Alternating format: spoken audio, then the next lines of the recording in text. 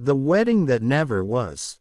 A mother's heartbreak. The email arrived on a Tuesday morning, just as I was finishing my coffee. The subject line was blank, and when I opened it, there were only 9 words that would shatter my world. Do not come to my wedding. Thanks. I stared at the screen, reading those words over and over, hoping I had misunderstood. But there was no misunderstanding the coldness, the finality, the complete dismissal of everything I thought we had. This was from Sarah, my only daughter, the little girl I had raised alone after her father left us when she was just 3 years old. My hands trembled as I set down my coffee cup. The ceramic clinked against the saucer, a small sound in the sudden silence of my kitchen. 27 years. 27 years of sacrifices, of working 2 jobs to keep a roof over our heads, of missing sleep to help with homework, of being there for every scraped knee, every broken heart, every triumph and every disappointment. And this was how she chose to tell me I wasn't wanted at the most important day of her life. No, Mom, no, I'm sorry, no explanation. Just those 9 words, delivered with the emotional warmth of a parking ticket. I thought back to when she had first told me about Marcus, her fiancé. She had been so excited, her eyes sparkling the way they used to when she was a little girl, and I'd surprise her with ice cream after school. We had gone to lunch that day, and she couldn't stop talking about him, how they met at a conference, how he made her laugh, how he understood her in ways no one else ever had. I had been happy for her. Genuinely, deeply happy. I had welcomed Marcus into our family, invited them both to Sunday dinners, asked about their lives, their plans, their dreams. I had even offered to help with the wedding, knowing that planning such an event could be overwhelming and expensive. "We've got it covered, Mom," she had said then, with a smile that didn't quite reach her eyes. "Marcus's family is helping us out. They're very generous." That should have been my first clue. Over the following months, the Sunday dinners became less frequent. The phone calls grew shorter. When I asked about wedding plans, the date, the venue, what she was thinking for her dress, her answers became vague, evasive. "We're still figuring things out," she'd say. "I'll let you know when we have details." I had told myself she was just busy. Wedding planning was stressful, and she had her career to think about too. Sarah had always been ambitious, driven in a way that made me proud even as it sometimes made her distant. She was a corporate lawyer now, working at a prestigious firm in the city, living a life I had only dreamed of giving her when she was young. But now, sitting in my kitchen with that cruel email glowing on my screen, I realized I had been making excuses for her.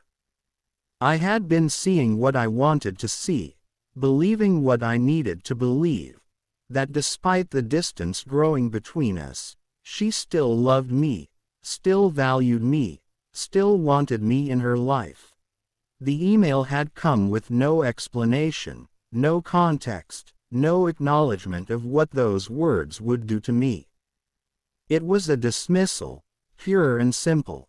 And what made it even more painful was the casual, "thanks," at the end, as if she were declining a meeting invitation rather than uninviting her mother from her wedding. I didn't reply that day. Or the next. Or the day after that. What could I possibly say? Part of me wanted to call her, to demand an explanation, to ask what I had done to deserve such treatment. Another part of me wanted to write back with the same coldness she had shown me, to match her cruelty with my own wounded pride. But mostly, I just felt numb. I went through the motions of my days, going to work at the hospital where I had been a nurse for 15 years, making my meals, watching television without really seeing what was on the screen. Friends noticed something was wrong, but I couldn't bring myself to tell them. How do you explain to someone that your own daughter doesn't want you at her wedding? What does that say about you as a mother? I replayed every moment of her childhood, every decision I had made, trying to pinpoint where I had gone wrong. Had I been too strict? Too lenient? Had I embarrassed her somehow? Was I not successful enough? Not polished enough to fit into the world she was building with Marcus and his wealthy family? The questions tormented me, but no answers came. And through it all, Sarah remained silent. No follow-up email, no phone call, no text message. It was as if she had simply erased me from this chapter of her life. Monday came. I knew from the vague information she had let slip months ago that the wedding was supposed to be sometime in the fall, but I didn't know the exact date. I went to work as usual, forcing smiles for my patients, mechanically checking vital signs and administering medications. My colleagues could tell something was wrong, but I deflected their concerns with practiced ease. It was during my lunch break, sitting alone in the hospital cafeteria, that my phone rang. I didn't recognize the number, but something made me answer it. "Is this Margaret Chen?" a male voice asked. He sounded young, uncertain. "Yes, this is she. Mrs. Chen. My name is David. I'm Marcus's younger brother. I think there's something you should know." My heart began to race. Had something happened to Sarah? Was she hurt? Despite everything, she was still my daughter, and the thought of her in danger made my breath catch in my throat. "What is it? Is Sarah okay?" "She's fine, physically," David said carefully. "But Mrs. Chen, I don't think she knows I'm calling you. I found your number in Marcus's phone. He has you listed as Sarah's emergency contact. I'm calling because I think you should know what's been going on." He explained everything then, his words tumbling out in a rush as if he was afraid he'd lose his nerve if he didn't get it all out quickly. It turned out that Sarah's decision to uninvite me had nothing to do with anything I had done. It had everything to do with Marcus's mother, Patricia. According to David, Patricia had never approved of Sarah. She thought her son was marrying beneath him, that Sarah didn't come from the right kind of family.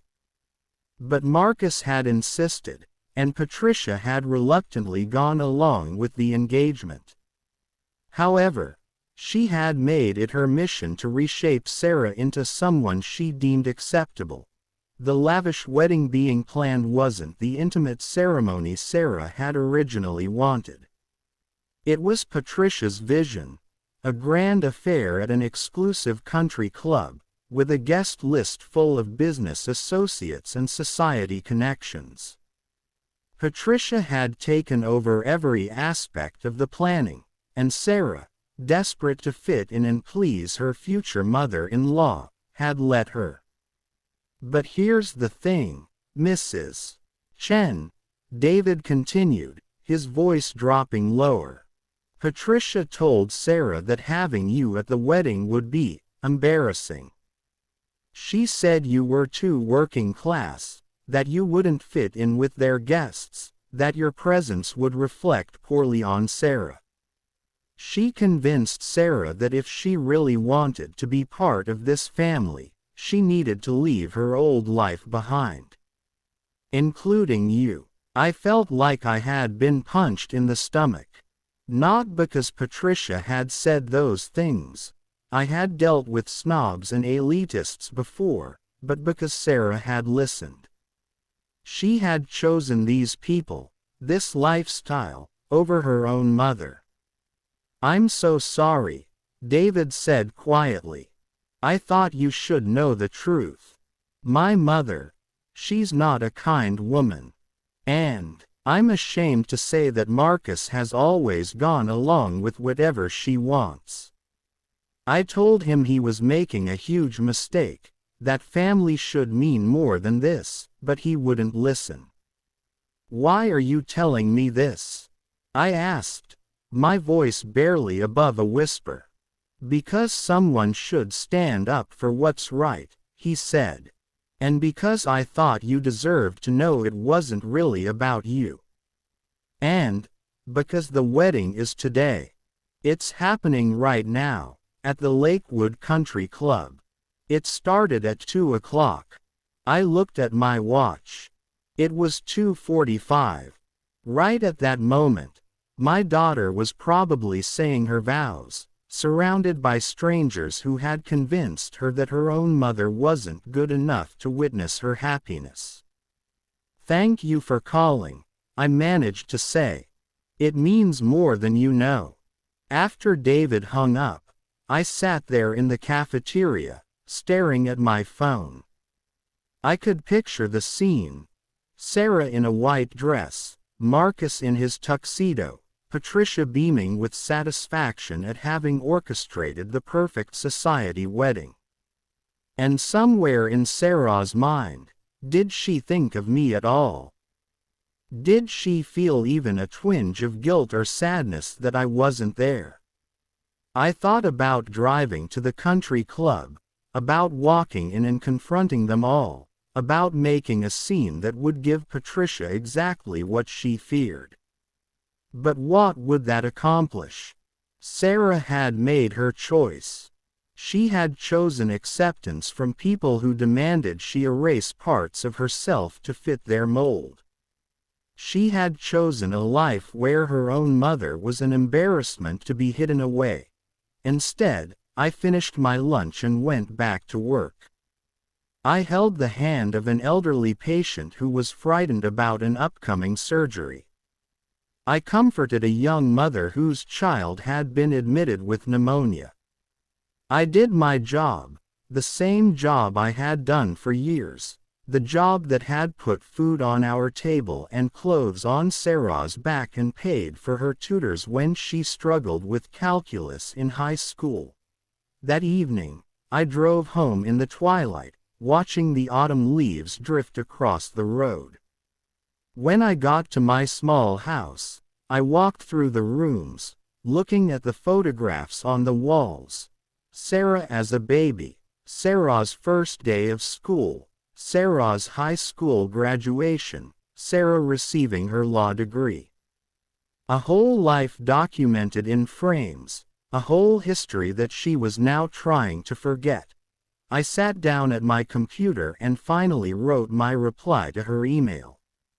It took me hours to get it right, to find the words that expressed everything I felt without descending into bitterness or recrimination.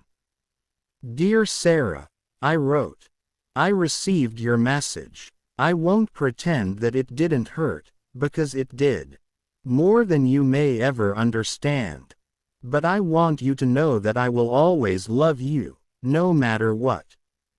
You are my daughter, and nothing can change that. I raised you to be strong, to be confident, to know your own worth. I raised you to stand up for what's right and to value the people who love you. I hope that someday you'll remember those lessons. I hope that someday you'll understand that real family doesn't ask you to diminish yourself or to hide the people who made you who you are. I won't be at your wedding today, as you requested. But know that I'm thinking of you, and that my door will always be open when you're ready to come home. Love always, Mom." I hit send before I could second guess myself, then closed my laptop and went to bed. The next morning, I woke up to find a voicemail on my phone. It was from Sarah, and she was crying. "Mom," her voice came through the speaker, broken and raw. "Mom, I made a terrible mistake. The wedding, everything about yesterday was wrong. You should have been there. You deserved to be there. I let Patricia get in my head, and I let Marcus convince me that I needed to change everything about myself to fit into his world. But standing there yesterday, saying those vows, all I could think about was you. About how you would have helped me pick out my dress, how you would have cried during the ceremony, how you would have been so proud and so happy for me. And I realized I didn't feel proud or happy at all. I felt hollow. Mom, I'm so sorry. I don't know if you can ever forgive me, but I need you to know that I was wrong. So wrong. Please call me back. Please give me a chance to make this right." I listened to the message 3 times, tears streaming down my face. Part of me wanted to call her right back, to tell her that of course I forgave her, that everything would be okay. But another part of me knew that this wasn't something that could be fixed with a single phone call. Sarah needed to understand the full weight of what she had done. She needed to understand that love and respect aren't things you can discard when they become inconvenient, only to pick them back up when you realize you need them. She needed to learn that the people who love you unconditionally are rare and precious, and should never be taken for granted. So I waited. I let a day pass, then 2. I let her sit with her guilt and her regret, the same way I had sat with my hurt and my heartbreak. And then, on the 3rd day, I called her back. "Sarah," I said when she answered, her voice eager and desperate. "Thank you for your message. I want you to know that I do forgive you, because you're my daughter and I love you. But forgiveness doesn't mean forgetting. What you did hurt me deeply, and it's going to take time for that hurt to heal. If you want to rebuild our relationship, we need to do it slowly, honestly, and with respect. That means you need to examine why you made the choice you did, and you need to make sure it never happens again. Do you understand?" "Yes," she whispered. "Mom, I understand. And I'll do whatever it takes. I've already told Marcus that if his mother can't respect you and treat you with kindness, then we need to seriously reconsider our relationship. I should have done that months ago.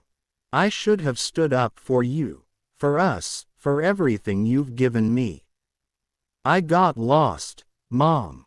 I got caught up in trying to be someone I'm not, and I almost destroyed the most important relationship in my life." We talked for over an hour that day, really talked in a way we hadn't in months. She told me about the pressure she had felt, about how Patricia had systematically undermined her confidence, about how Marcus had remained passive throughout it all. She told me about standing at the altar and realizing that she had just married a man who wouldn't defend her, who wouldn't stand up to his mother when she demanded that Sarah erase her own history. "What are you going to do?" I asked. "I don't know yet," she admitted. "But I know that I can't live like this. I can't be in a marriage where I'm constantly asked to be less than who I am, where the people who raised me are treated like they don't matter. I need to figure out what I want, separate from what everyone else wants for me."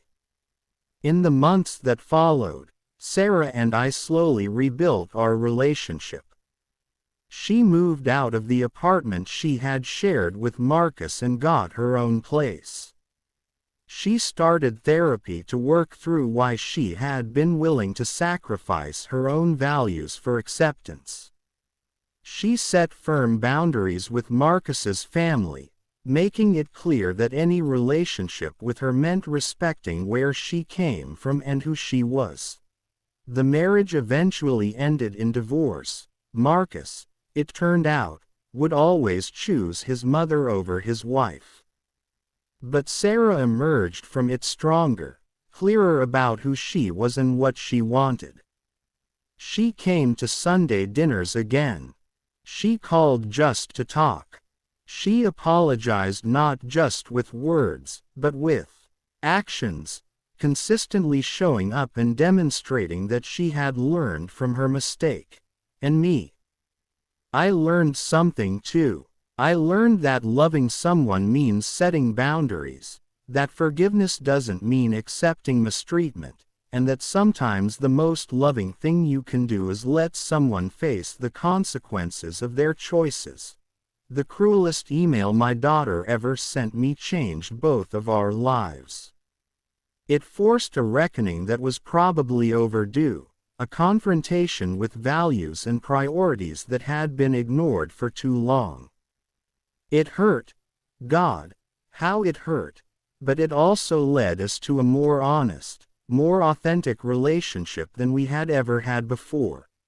Today, Sarah is remarried to someone who values family, who treats me with respect and affection, who would never ask her to hide where she came from.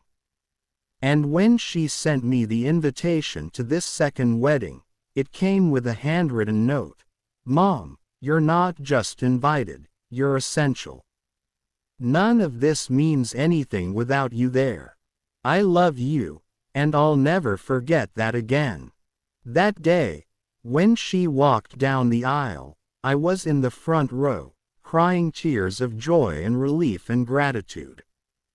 Because sometimes, the cruelest moments lead us to the greatest truths. And sometimes, decisions really do have consequences, not just for the person who makes them, but for everyone involved. In the end, that terrible email taught us both something invaluable, that real love, real family, isn't about being perfect. It's about being honest, about being willing to admit when you're wrong, about fighting your way back to each other even when it would be easier to just let go. And that's a lesson worth learning, no matter how painful the process might be.